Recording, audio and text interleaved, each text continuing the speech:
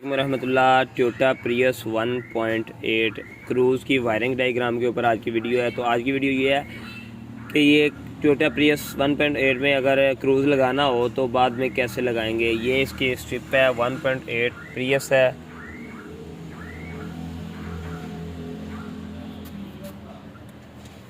और ये number 1 pin पे ये वायर लगेगी इसकी,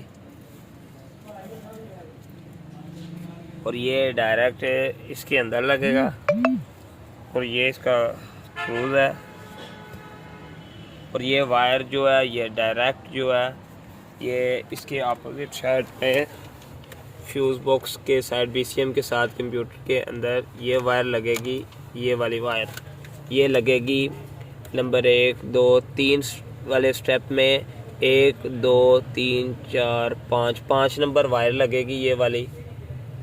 ये टोयोटा प्रियस 1.8 की क्रूज़ वायरिंग डायग्राम है। ये वायर आप लगाएंगे और इसके बाद जो मीटर में वायर जाएगी वो आप मीटर में लाइट इसकी ऑन कर लें, और ये वायर लगाने से आपका क्रूज़ सिस्टम ऑन हो जाएगा। Al Sharif auto care, EFI electrician and car AC Hafizabad.